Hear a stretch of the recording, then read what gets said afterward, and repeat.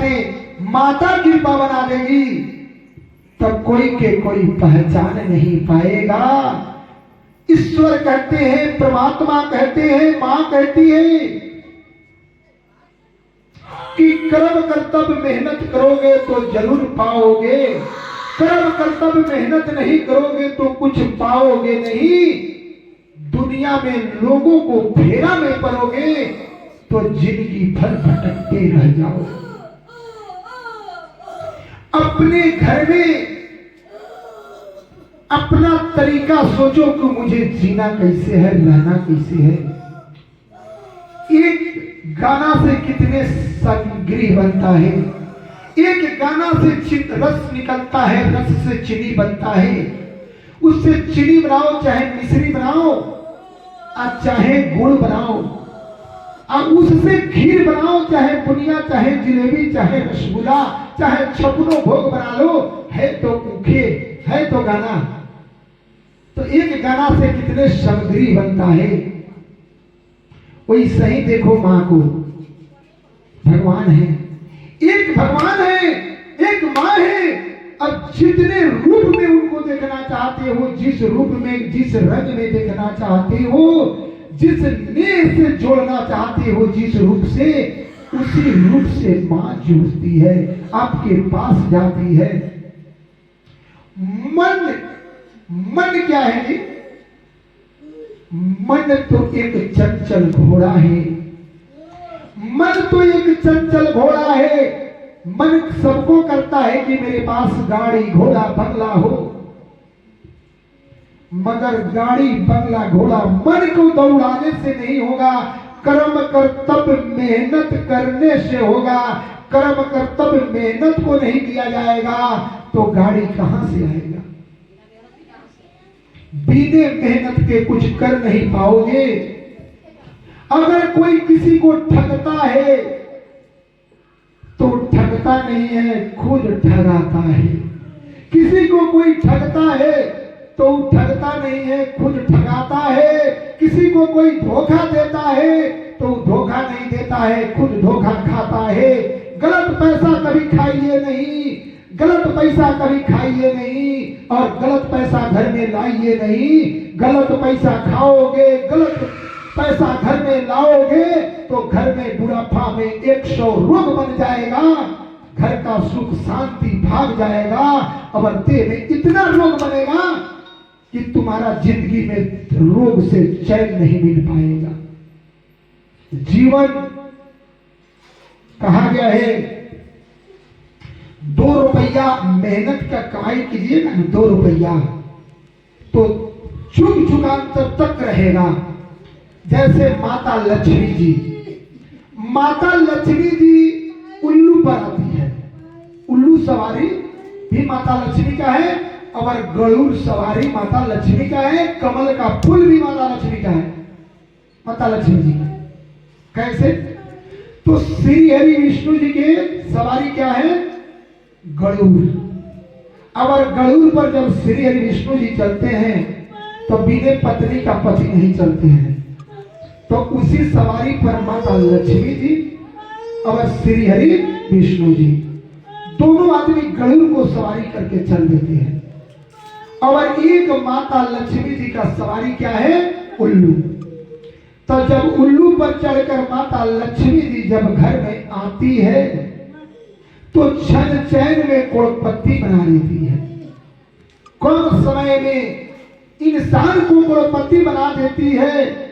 आज दूसरा हाल है तो कल दूसरा हो जाएगा। दिन पर दिन संपत्ति इतना बढ़ जाएगा कि अब बेचैन हो जाइएगा। संपत्ति का गर्मी, अब पैसा के देवा, नोट के गर्मी बर्दाश्त ना होला नोट हो जाए तो होगी बाप रे बाप। अब हम कामना के का कह दी, किसको क्या बोल दे, कौन गाड़ी खरीदे, कैसा मकान बनाए, कैसा एसी लगाए, कहाँ अपना शहर में जाकर जमीन खरीद ले, उसको लगेगा कि सारा खुशी हमारा ही पास है। और उसके बाद उसको लगेगा कि दुनिया के सारा चालाक हम भी है। हमसे बड़े गांव में, समाज में कोई चालाक नहीं है, हम बहुत बड़ा बुद्धिमान है और बाकी लोग तो बुर्बक है।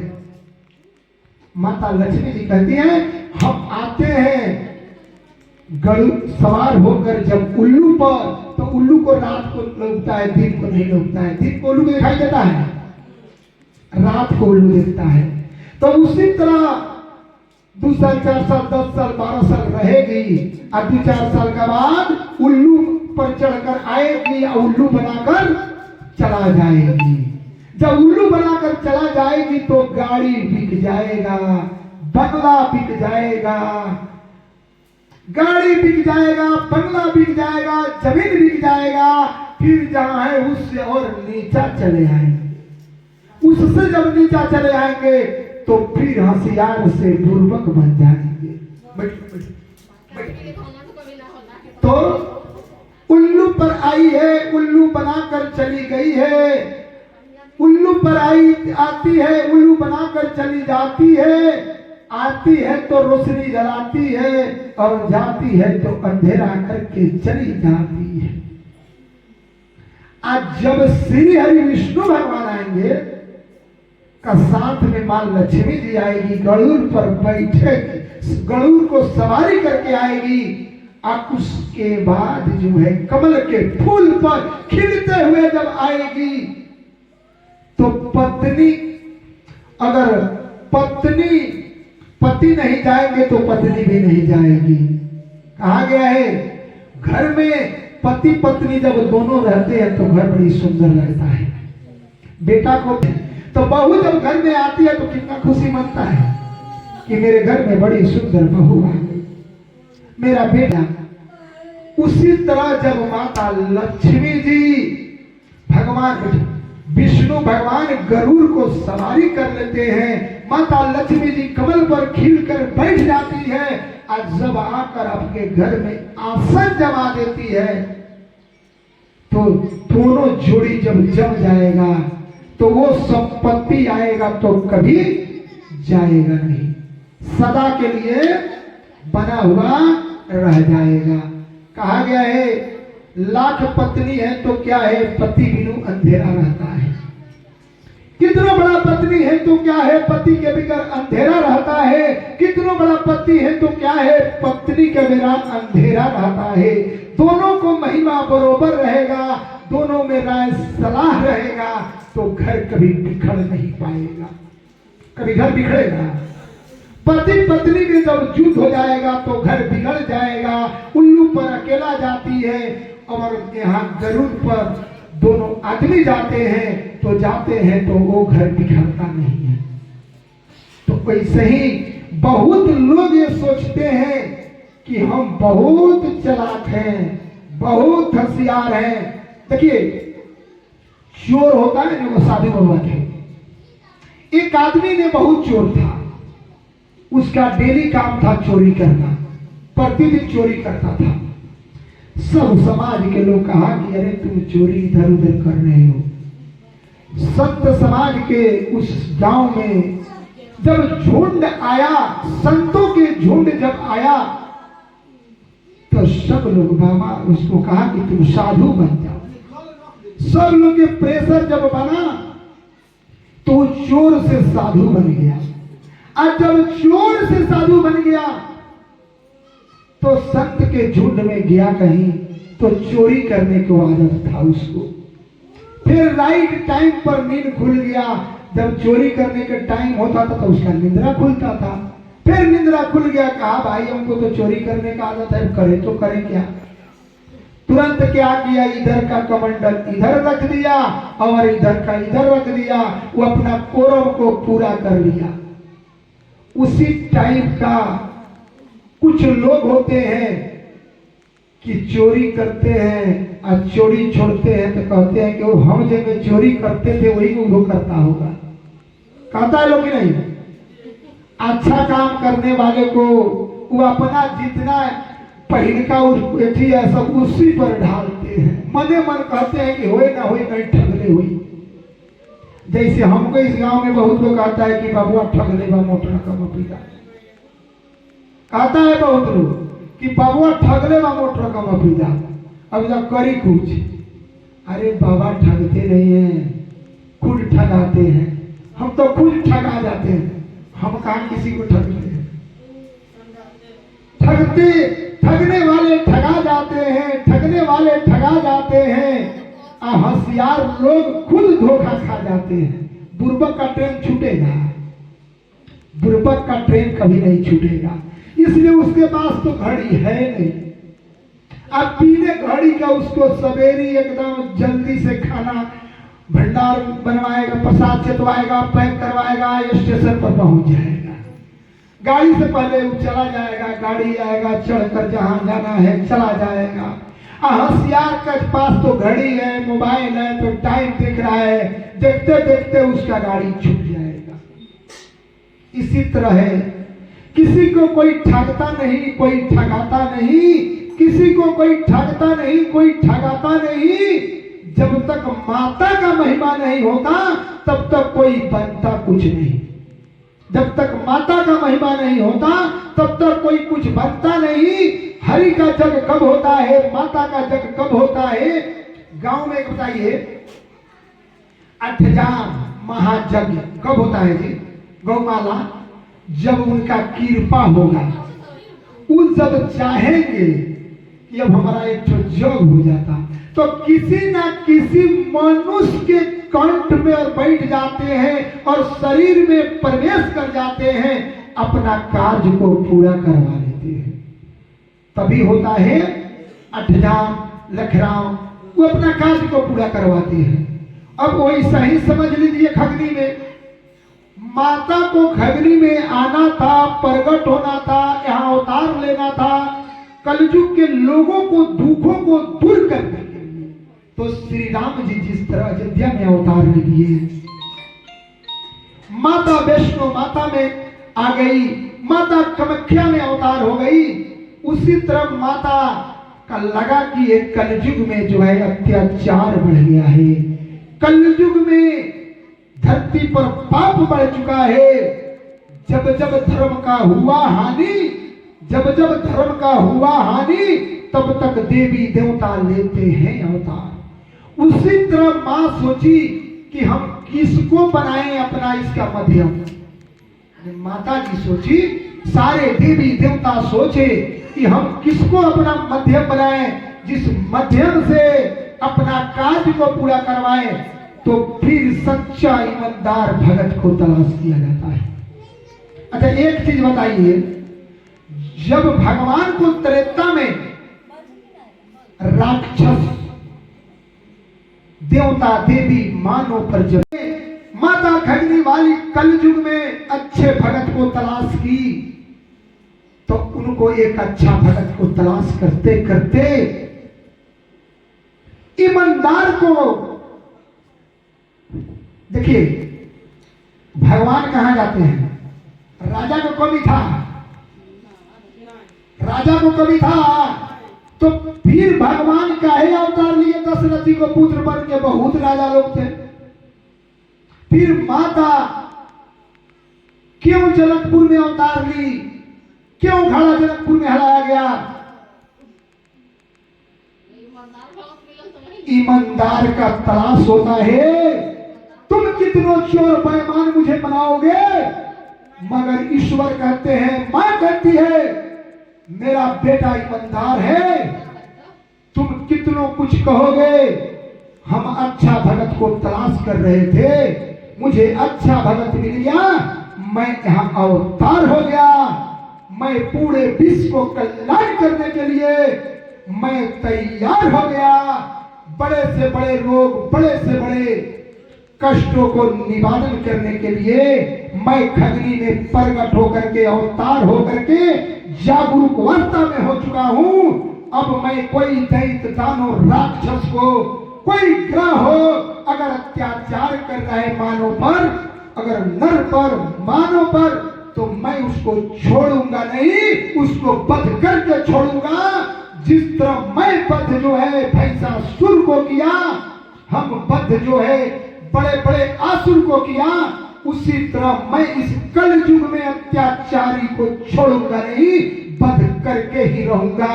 इस कारण से मैं खगनी में अवतार दिया हूं, इस बेटा को इतना बड़ा भक्त बनाया हूं।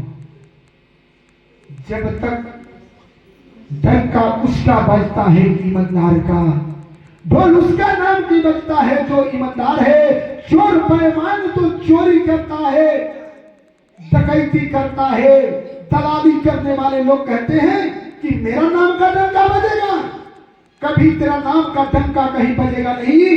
इस चौराहे से अगले चौराहे पर बढ़ोगे तो लोग कहेंगे दलाल है, ये चोर है, बेईमान है, इसका पेशा है दलाली करना। तो दलाल एक भक्त से प्रगट नहीं कर सकता है, चोर एक भक्त से प्रगट नहीं कर सकता है। भक्त भक्त होता है, चोर चोर होता है, दलाल दलाल होता है।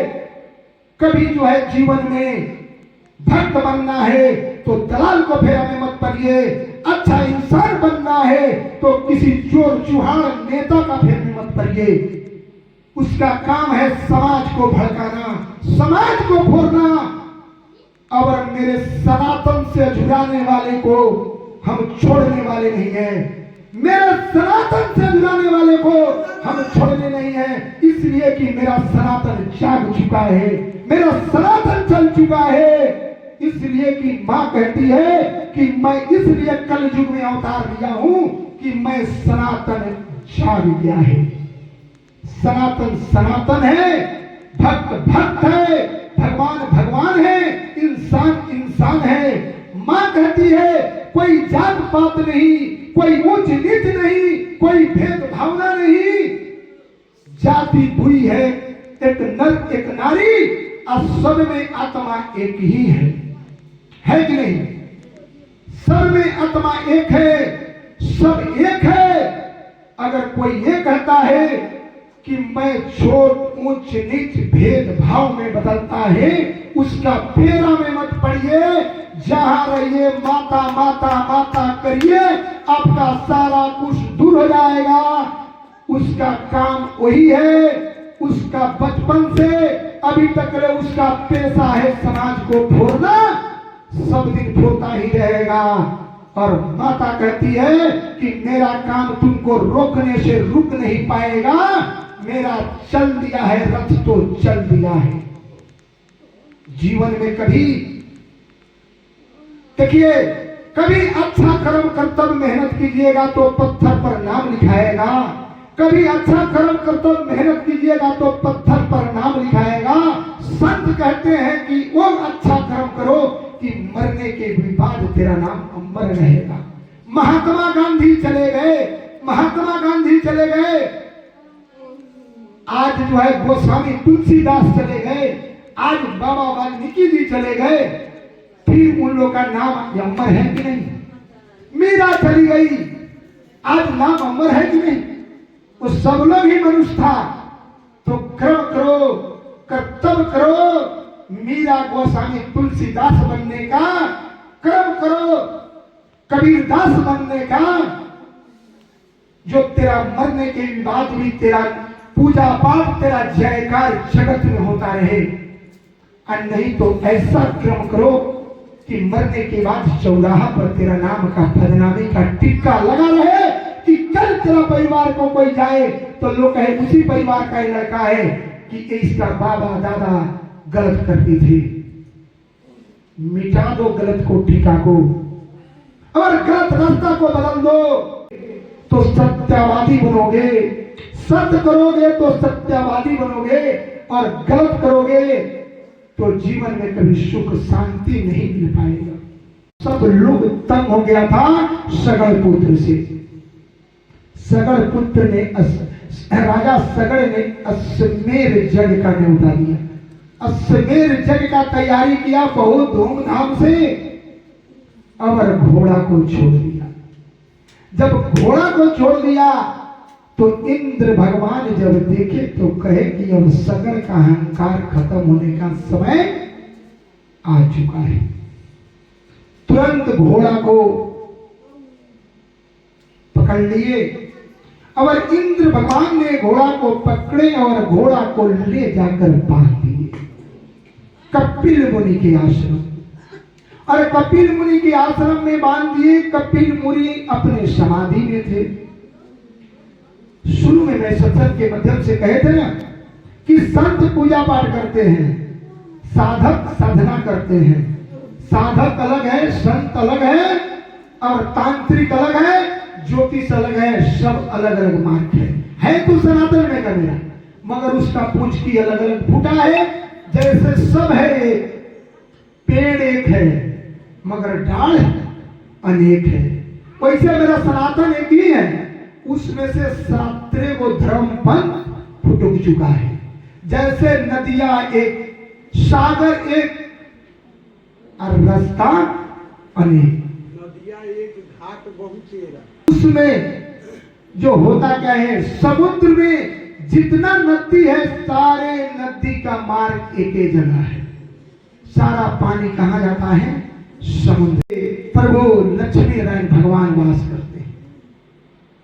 वैसे ही तनी तनी जब कर्म कर्तव्य मेहनत कीजिएगा, करते करते करते करते साधक बहुत बड़ा एक साधना से साधक बन जाते हैं, साधना से साधक बनते हैं। वैसे ही जब बांध दिए तो बांधने के बाद जब घोड़ा नहीं मिला तो सगड़ पुत्र 60,000 घोड़ा की तलाश में चल दिए। घोड़ा खोजते खोजते चारों तरफ तलाश लिए, घोड़ा कहीं नहीं मिला। जाकर राजा सगड़ से कहे कि घोड़ा तो मिल नहीं रहा है। राजा सगड़ कहे कि देखो कहीं से घोड़ा के तलाश करके लाओ। फिर 60,000 और जा करके जंगल झाड़ी नदी नाल चारों तरफ खोज लिया गया, और खोजने के बाद घोड़ा कहीं नहीं मिला। फिर सगड़ के पास गया लोग। राजा सगड़ ने कहा कि जाकर पताल लोक तक कोड़ दो, जाकर पताल लोक तक कोड़ दो, और कोड़ करके इस घोड़ा को कहीं से निकाल कर लिया।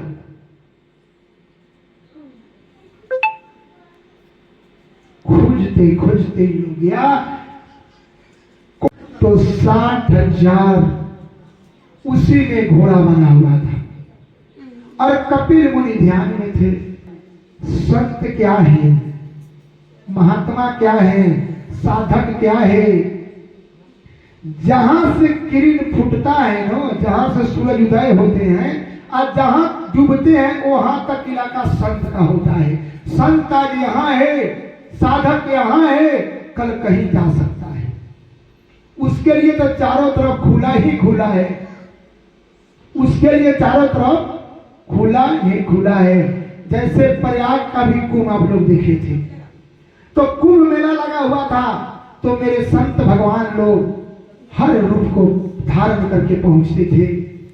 जितने रूप संत का है वो मेला तो संत का ही है, इसलिए उसमें हर रूप को धारण करके पहुंचे थे।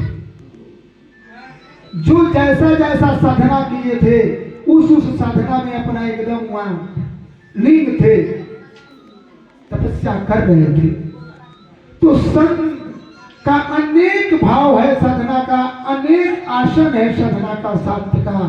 तो संत का तो पूरा इलाका ही है साधक का, उच कहीं जा सकता है। उसको रोकने के लिए किसी के पास पावर नहीं है कि हम रोके।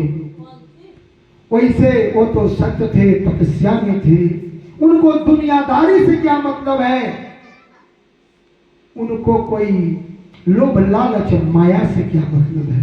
वो तो वासन में लीन थे। और 60,000 सगड़ पुत्र तो ये अहंकारी थे, ये तो समाज पर सब दिन जुल्म ढाले थे, अहंकार में डूबे हुए थे। उसी अहंकार को जाकर वहां पर जोड़ कर दिए। जैसे माता देवकी का जब विवाह वासुदेव जी से हुआ, तो कंस जब डोरी लेकर चला, रथ लेकर, तो कंस कहा था जिस दिन मेरा बहन का विवाह होगा उस दिन मैं डोली खुद लेकर जाऊंगा, मैं खुद डोली लेकर जाऊंगा और डोली ले जाकर ससुराल में पहुंचाऊंगा, मगर रथ ले जाकर ससुराल में पहुंचाऊंगा। जब चले डोली लेकर, रथ लेकर, तो उस पर जब वासुदेव जी और माता देवकी बैठी थी, कंस रथ को चला रहा था, और कंस रथ को चला रहा था, ऊपर से भविष्यवाणी हुआ, अरे मृग क्या करने जा रहे हो? जिस रथ को तुम चला कर ले जा रहे हो, जिस बहन को ससुराल लेकर जा रहे हो, इसका 8वां पुत्र तेरा काल बन जाएगा। इसका 8वां पुत्र तेरा काल बन जाएगा। यही भविष्यवाणी हुआ, कंस तलवार खींचा, माता देवकी पर जा फरार करने के लिए। वासुदेव जी कहे अब ये तो आसुर है। मेरे कंस को कहे थे आसुर है, ये अज्ञानी है, ये तो अज्ञान में है, इसके पास तो कोई ज्ञान है नहीं। हम इससे अगर जो शक्ति का यह इस्तेमाल कर रहा है और इसी भाषा का मैं प्रयोग कर दूंगा तो मामला फंस जाएगा, मेरी पत्नी को ही छोड़ेगा नहीं, ये मार देगा। कहे हम तो संत हैं, अब तो यहां मुझे संत की भाषा प्रयोग करना होगा। वासुदेव जी कहे सुनिए, ये आपकी बहन है, ये आपकी बहन है, इसका सुर की अभी विवाह हुआ है, ब्याह का जोड़ा विवाह का इसके शरीर पर है, सुर की इसके शरीर पर से उतरा नहीं देह पर से, इसको जो है पीला जोड़ा देह पर है, कैसे तू ससुराल जा रही है, मार रहे हो? अरे तुमको 8वां पुत्र चाहिए तो मैं 1 पुत्र से 8 पुत्र तक तुम्हारे पास पहुंचा दूंगा, मगर तुम मारो मत, इस पर तलवार का प्रहार मत करो, मुझे बेरी हेरी लगा दो, सिक्कड़ लगा दो और कारागार में डाल दो और चारों तरफ से पहरेदार लगा दो, मैं 1 पुत्र से 8 पुत्र तक जमा कर दूंगा। वासुदेव जी कहे यहां बुद्धि का प्रयोग करना होगा। तो संत की भाषा, संत की वाणी अमृत के समान होता है, और राक्षस का, कंस का भाषा कैसा होता है जी? उसका बराबर क्या रहेगा? जहां रहेगा मारा मारी का फेर में रहेगा, काटा काटी का फेर में रहेगा। जिस तरह कंस समय आया तो अपना बहन को नहीं पहचाना, तलवार फरार करने का सोच लिया और बुद्धि फंसाए। वासुदेव जी संत के भाषा पर जो करके बेरी हेरी सब कुछ हाथ में लगवा ली। खगनी वाली मैया की जय, यही जगैया की जय, सब भक्तन की जय, सब संतन की जय। बोलिए जय माता जी, जय माता जी, जय माता जी, जय माता जी, जय माता जी। बोलिए जोर से जय माता जी, जय माता जी, जय जय जय। एक बार बोलिए खगनी वाली मैया की जय। तो देखिए, जिसका विचार आसुर का हो जाए तो उस संत के क्या पहचानता है कि संत का रहस्य क्या है? वो भगवान को क्या पहचानेगा कि भगवान का रहस्य क्या है? और माँ को क्या पहचानेगा कि माँ का रहस्य क्या है? यहाँ तो देखा देखी करना है। पड़ोसी का घर घंटी अगर बज गया 4 बजे भोर में तो हम 3 बजे बजा देंगे। जैसे गंगा माता रात भर सोती है, रात में सोती है 3 बजे के बाद माता गंगा जागती है। हमारा कहीं लोग जाएगा भक्त लोग तो रात भर स्नान करेगा उसमें। आज संत अपना समय से जाते हैं। तो संत प्रवृत्ति के वासुदेव जी थे तो अपने हाथ पैर सब में हेरी मेरी लगवा लिए और जा करके कारागार में चले गए, जान को बचा लिए। अगर कोई सही कंस के प्रवृत्ति के, आसुर के प्रवृत्ति के रहते तो तुरंत वो भी पत्नी को गंवा लेते। पत्नी को गंवा लेते कि नहीं, तुरंत मार देता। वो तो आसुर था, उसके पास तो कोई बुद्धि ज्ञान है ये नहीं है। तो आसुर के पास नहीं कोई बुद्धि है, ना ज्ञान है, ना भक्ति है, उसका विचार आसुर का है। तो कोई आसुर कुछ बोल रहा है कंस बन के, उस पर विचार मत कीजिए। संत जो बोलते हैं उस पर विचार कीजिए। संतों के भाषा में राम रहते हैं, कृष्ण रहते हैं और मां रहती है पानी में, संतों के पानी में। और आसुर को पानी में क्या रहता है? मार धर पकड़, केस मुकदमा करवाएगा, तुमको ले जाएगा कचहरी में, कुछ आपसे उतार कर भूजा खाएगा। उसका वही प्रवृत्ति का सोच है, तो उसका जो सोच रहेगा वही गुण आपको देगा जी। अब शराब पीने वाले के साथ ले जाइए, क्या करेगा? आपको शराब पीने को सिखाएगा। पांडव पांचों भाई जब माता को जुआ पर रखकर हार गए थे, दुर्योधन के हाथ, कौरवों के हाथ, सिर घिचा रहा था, तो दोनों पक्ष के गुरुजी थे। और माता ने अपने गुरुजी को, द्रोणाचार्य को पुकारी, जी गुरुजी अब मेरा लाज को बचाइए। गुरुजी कहे कि हम नहीं बचा सकते हैं, इसलिए आज भोजन जो है हम दुर्योधन के घर किए हैं, कौरवों के घर किए हैं।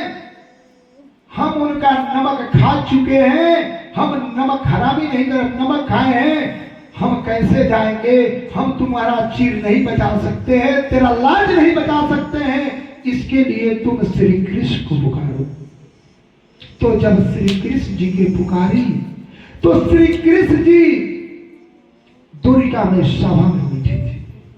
फिर 2 मिनट के लिए निकले और लाज को बचाए। तो जब गलत को भोजन कर लिए थे द्रोणाचार्य, तो अपना भक्त का लाज नहीं बचा पाए। जैसा खाइएगा अन्न वैसा होगा मन, जैसा पीजिएगा पानी वैसा निकलेगा पानी। अन्न का भी दोष होता है, पानी का भी दोष होता है, और पैसा का भी दोष होता है। इस दोष से बच नहीं पाइएगा। वैसे सगल पुत्र 60,000 जाकर गलत भाषा के प्रयोग किए, उनको उल्टा सीधा बोल दिए। वो तो समाधि में थे, मजबूर होकर उनका समाधि तोड़ दिए लोग। तुरंत कमंडल के जल उठाए, तब तक महादेव जी देख रहे थे। तो महादेव जी कहे पार्वती से कि देखो पार्वती, सगर पुत्र का अहंकार खत्म होने जा रहा है, अंत होने जा रहा है, समय आ चुका है। अब कपिल मुनि के आश्रम से 60,000 बचकर नहीं जाएगा, इसलिए इसका अहंकार का नाम है नाश, अहंकार का नाम है नाश। कभी अहंकार मत कीजिए अपने आप को कि हम बहुत बड़ा आदमी हैं। समय आएगा तो परमात्मा ईश्वर माता बख्शेगी नहीं। जिस तरह 60,000 सगल पुत्र को अहंकार था, तुरंत कमंडल के जल लिए और कपिल मुनि ने मंत्र को उच्चारण किए और सगल की 60,000 पुत्र पर प्रयोग किए, जल करके वही 60,000 भस्म हो गया। 60,000 सगल पुत्र संत होते हैं, महात्मा होते हैं, इसलिए प्रतिदिन कर्म करते हैं। वो प्रतिदिन सुबह आसन छोड़ते हैं, स्नान ध्यान कर्म कांड करते हैं और ईश्वर को नाम को भजते हैं।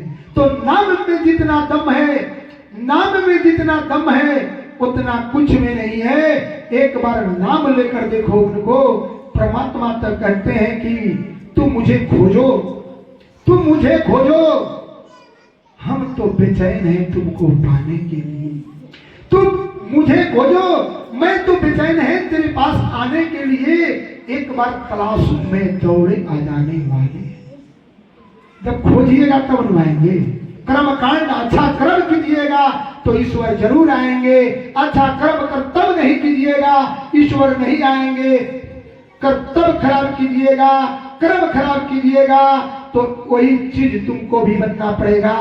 दूसरा को देखकर जलिएगा, चलते चलते तुम भी एक दिन प्रेत बन जाइएगा। जो हालत एक लोग का हो रहा है आज प्रेत से, वही हालत एक दिन तेरा भी होगा। और इसी माता के पास आकर तुम भी गिड़गिड़ाओगे कि मां मुझे भी रक्षा करो। समय और वक्त से मत तकुताओ, कब क्या हो जाएगा कोई बता नहीं सकता है। कब क्या हो जाएगा कोई बता नहीं सकता है। समय का पस्सा कब पलट जा सकता है कोई इसको बता नहीं सकता है। समय का पट्टा पलटने वाले को बताने वाले, दुख से निवारण कर देने वाले कोई एक ही आदमी है जो कर सकता है, वो है साधक। संत महात्मा ऋषि मुनि आपको रक्षा कर सकते हैं और नहीं देवी देवता कर सकते हैं, इसके अलावा आपका रक्षा कोई नहीं कर सकते हैं। डॉक्टर वैद्य जब सारे रास्ता बंद हो जाता है, आपका पैसा खत्म हो जाएगा, सारे संपत्ति खत्म हो जाएगा, सारे रास्ता बंद हो जाएगा, तो अनतो गति क्या तलाशेंगे जी? जे चलिए कोई बाबा का शरण में, अन्ना तो कौन अच्छा माई का शरण में, अन्ना तो भगवान का शरण में, तब लोग आता है। और जब तक पैसा का गर्मी है तब तक देवी देवता भगवान संत महात्मा को कहता है बा जो मेरा पॉकेट में है। अब पैसा उड़ाने के बाद पॉकेट से निकल जाते हैं। तो अंत्योगति रास्ता एक ही है, सबको भगवान के पास जाना होगा और सबको माँ के शरण में आना होगा। इसके अलावा कोई मार्ग नहीं है। ऐलान कर दिया गया है कलयुग को, कहीं कहीं भूकंप, कोई कहीं आंधी, कहीं तूफान आएगा, बचाने के लिए कोई नहीं आएगा। बचाने के लिए यही भगवती, यही माता ही आ सकती है, इसके अलावा कोई नहीं। भगवान कहते हैं कि नीचा माँ है, ऊपर हम हैं। ऊपर भगवान है तो नीचे माँ है। माँ पर सारे जुर्म ढाल रहे हो और उसी माँ पर दृष्टि गलत डाल रहे हो। ये धरती माँ है, जिन पर चाहे गाड़ी चलाओ, ट्रक चलाओ, कर्म कुकर्म कुछ भी करो, मकान बनाओ, नींव खोदो, कल गाड़ो, बोरिंग गाड़ो, जो करना है कर लो। यही माँ तो जगत को जग जननी है, यही धरती माता तो जगत का जग जननी है। ऐसी जग जननी पर तू सीतम ढाल रहे हो, गलत इल्जाम लगाते हो। जिस माँ पर तुम सब कुछ करते हो, थोड़ा सा माँ अगर हिल जाए तो तेरा धन दौलत रुपया पैसा का था नहीं लगेगा। तेरा रुपया पैसा धन दौलत कहाँ चला गया, सब कुछ खत्म हो जाएगा। मन के अहंकार खत्म कर लो, मन के अहंकार खत्म कर लो, पकड़ लो माँ के चरण। आएगा यहू से खराब युग, आएगा यहू से खराब दिन, जिसमें कोई नहीं बचाएगा। आया था करुणा घर में बंद हो गए थे, आया था करुणा घर में बंद हो गए थे, चौक चौराहा पर जाना मुश्किल हो गया था। हो गया था कि नहीं? चौक चौराहा पर जाना मुश्किल हो गया था, साग सब्जी खरीदने के लिए सोचना पड़ गया था। उससे बड़ा रोग को ऐलान है, एक दिन तुमको घर में पैक हो जाना होगा। अब माता धरती हिलेगी तो सारा संपत्ति खो जाना होगा। माँ से बचना, अगर रोग से बचने का इलाज एक तो है, वो है माता रानी। माँ से बड़ा कोई नहीं, माँ से बड़ा दुनिया में कोई नहीं। माँ को जो जान गया वो सब कुछ जान गया, भगवान को जो जान गया वो सब कुछ जान गया। जो भगवान को नहीं जानता है, माँ को नहीं जानता है, ईश्वर को नहीं जानता है, परमात्मा को नहीं जानता है, उनको नाम को नहीं भाजता है, तो श्री कृष्ण जी कहे हैं जिसके घर में भक्ति नहीं वो श्मशान है, और जिस मनुष्य में दया माया भक्ति नहीं वो राक्षस के समान है, वो राक्षस के समान है। तो जीवन, इस जीवन में मनुष्य तन बड़ी जतन से पौनी, मनुष्य तन बड़ी क्रम कर्तव्य मेहनत से मिलता है। 84 लाख जोनी के बाद एक बार, और इस मनुष्य के जोनी में आकर के असत्य मार्ग पर नहीं चल रहे हो, सत्य कर्म नहीं कर रहे हो, अच्छा मार्ग नहीं देख रहे हो, धन दौलत रुपया पैसा के लालच में फंसे हो। धन दौलत रुपया पैसा यही रह जाएगा, खाली हाथ आए हो खाली हाथ चले जाओगे। बेटा बेटी देखते रह जाएगा, श्मशान में पहुंचा दिया जाएगा। एक दिन क्या किया जाएगा, तेरे नाम पर 2000 लोगों को खिया दिया जाएगा। इससे अलावा कुछ होने वाला है नहीं। भभूत बनोगे, चल जाओगे तो भभूत बन जाओगे। मिट्टी में हला दिया जाएगा तो तुम मिट्टी बन जाओगे। चिड़ई चूग जिया जानवर राक्षस खा जाएगा तो मूल मूत्र बनाकर निकाल देगा। नहीं कुछ मिलने वाला है, मिलने वाला वही है जो दान पुण्य अनुदान किया है। मिलेगा वही जो दान पुण्य अनुदान किए हो, और साथ ही वही जाएगा जो राम का नाम भजे। नाम भजे हो वही साथे जाएगा। वही तिजोरी है, वही है चाबी, वही है तिजोरी, वही है चाबी, वही है तेरा बटुआ, वही है बेग तेरा अलमारी। खजाना, उससे बड़ा खजाना कुछ नहीं है नाम से। धन दौलत तो देखावा है, धन दौलत तो देखावा है, ये कोई चीज नहीं। धन दौलत तो देखावा है, ये कोई चीज नहीं। धन दौलत क्या है जी? कुछ नहीं, ये तो देखावा है। तुम तो किराया का मकान में हो, ये तो किराए का मकान है। शरीर भी किराया का है, मकान भी किराया का है। ये तो कांच का गिलास है, ये तो कांच का गिलास है, कांच का खिलौना है। जिस दिन टूट जाएगा, जिस दिन इसमें से प्राण निकल जाएगा, उस दिन टूट जाएगा। उसी तरह तेरा दौलत ही रह जाएगा। इस मकान में दूसरा प्रवेश कर जाएगा, उसका वो मालिक बन जाएगा। वो जाएगा, दूसरा आएगा, वो मालिक बन जाएगा। तुम ना साथे लेकर आए हो, ना साथे लेकर जाओगे। लेकर जो आए हो खाली तो खाली जाओगे। दान पुण्य अनुदान करोगे, वही साथे लेकर जाओगे। जीवन में सगड़ पुत्र को जब जला के भस्म कर दिए तो कुछ दिन बीतने के बाद सब लोग जब वापस नहीं आया तो सगड़ का कुल के हिमांशु चल दिए तलाश में। खोजते खोजते खोजते खोजते चले गए कपिल मुनि के आश्रम। कपिल मुनि के आश्रम में गए तो देख रहे हैं कि यही घोड़ा बना हुआ है। कपिल मुनि समाधि में थे। जाकर बड़ी प्रेम से सेवा की। किसी से कुछ लेना है तो पहले सेवा करना पड़ता है। संत महात्मा को सेवा कीजिएगा तो दया आएगा तो जरूर कुछ दे देंगे। तो जाकर कपिल मुनि को बड़ी संत के भाव में दंडवत प्रणाम किए, सेवा किए। तो सेवा से जो है उनका बैठ सेवा से जो है कर उनके तो उनका समाधि जब खुला तो पूछे कि ये बताइए गुरुजी, महाराज जी, ये घोड़ा कैसा है? तकरन तुम नहीं जानते हो राजन, तुम नहीं जानते हो राजन, ये घोड़ा सगड़ का है। हम जानते भी नहीं है। हम समाधि में थे, घोड़ा कौन लाया ना लाया इसके बारे में हम नहीं जानते हैं। हम सगड़ पुत्र 60,000 आकर हम पर अत्याचार किया तो ये घोड़ा सगड़ का है।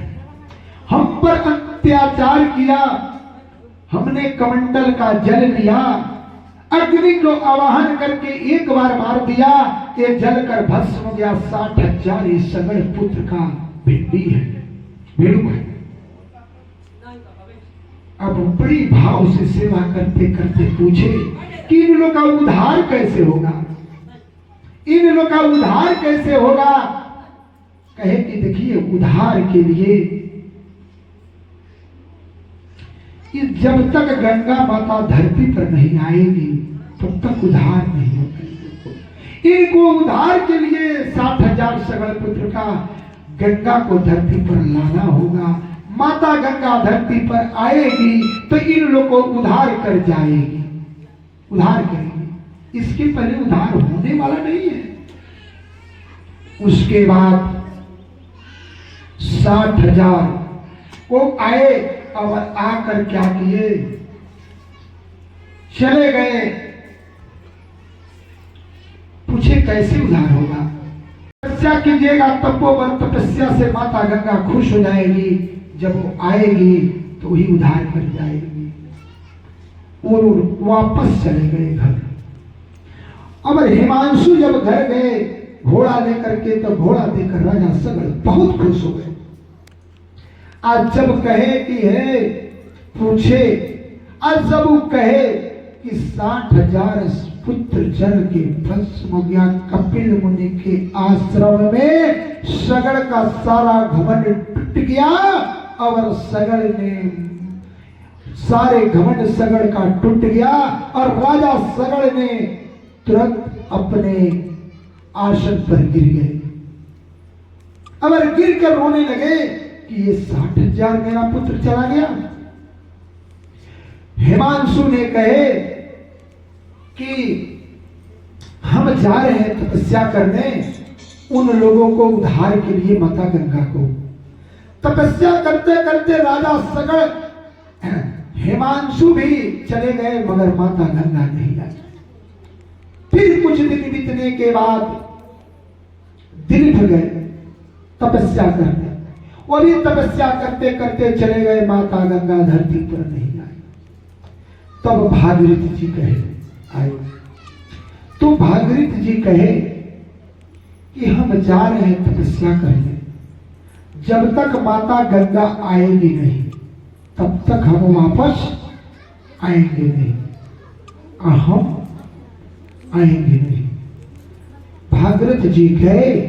और भागीरथ जी जाकर क्या किए, तुरंत तपस्या में लग गए।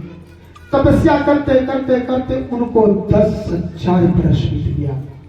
जब 10,000 पूरा पश्चिम उत्तर दक्षिण बाएं दाएं कहीं नहीं ताके, एक सूत्र से तपस्या किए, तो माता गंगा खुश हो गई।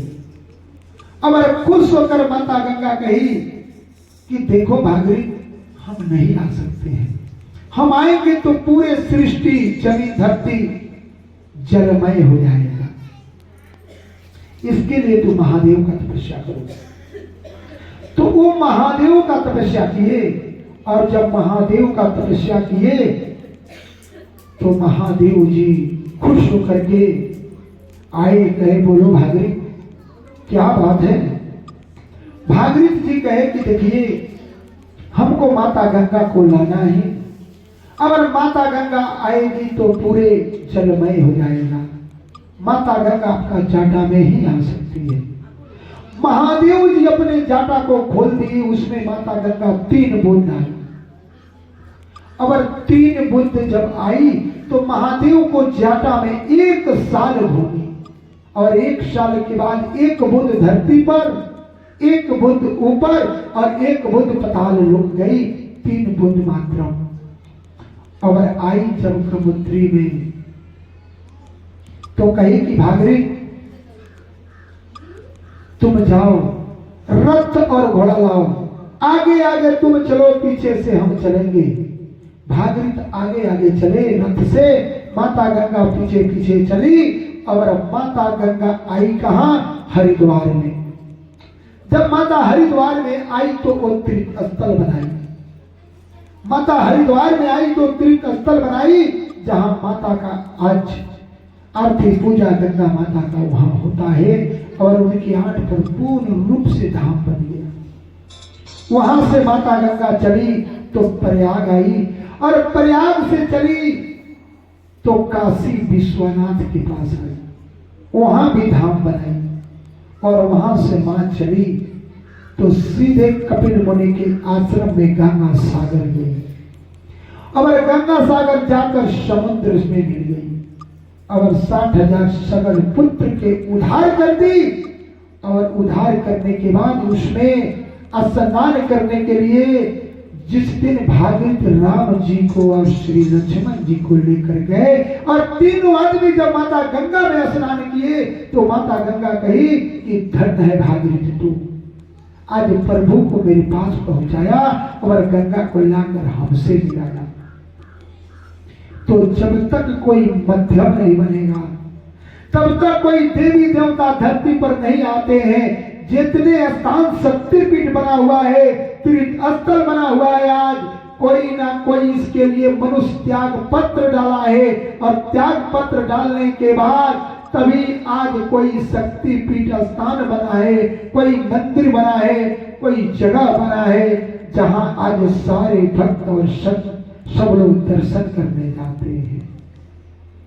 जब अच्छे लोग चले जाते हैं तो मन पछताता है, जब अच्छे संत महात्मा चले जाते हैं तो मन पछताता है, और जिंदगी में है तब तक मन नहीं आपसे पहचान नहीं होता है। जिंदगी में अच्छे लोग रहेंगे तो पहचान आपसे नहीं होगा।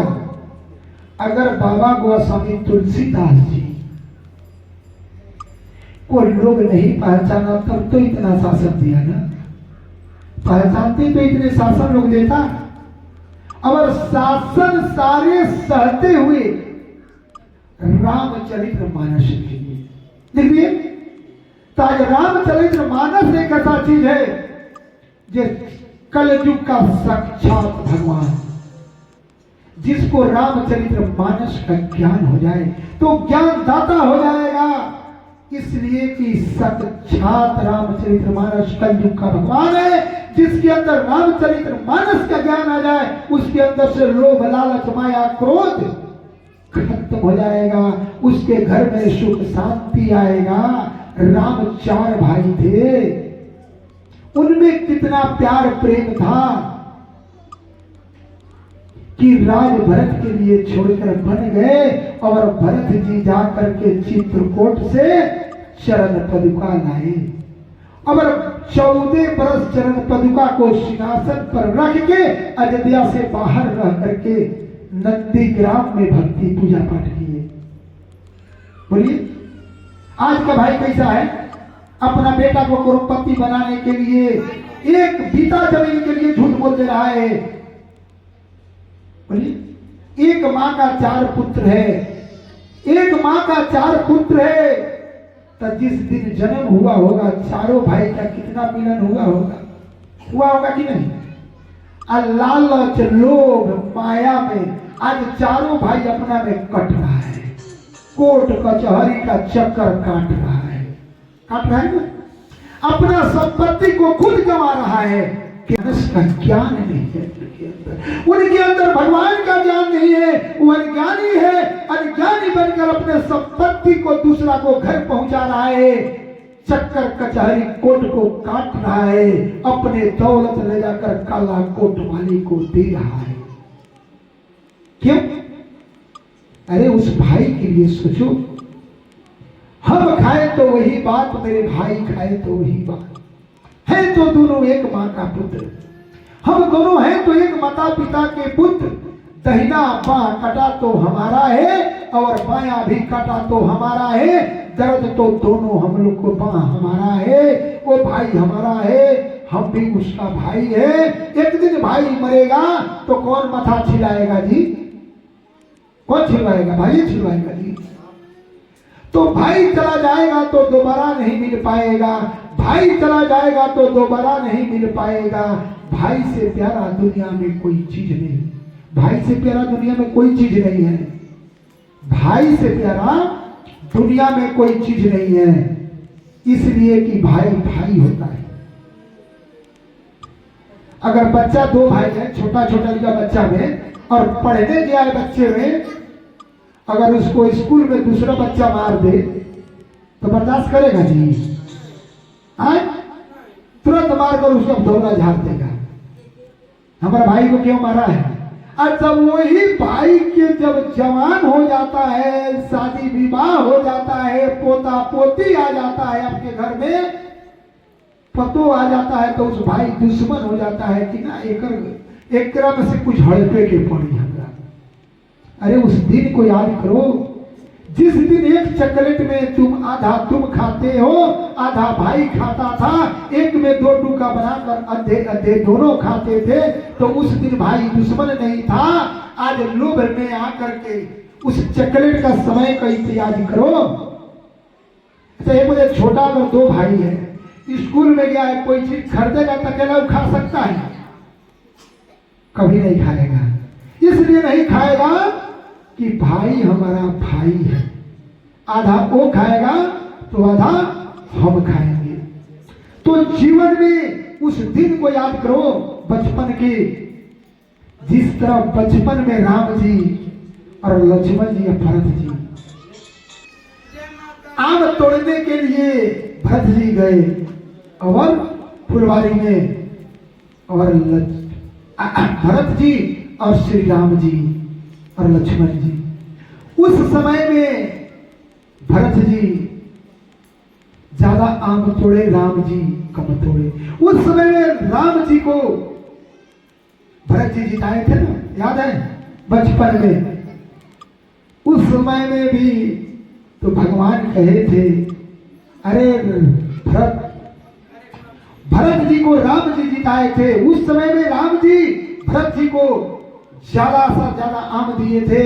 उसी चीज को अपने माता के कहीं से सवाल किए थे जब ननियार गए थे और राम जी बन चले गए। और जब कच्छ में प्रवेश किए, सोचना गया कि चलो,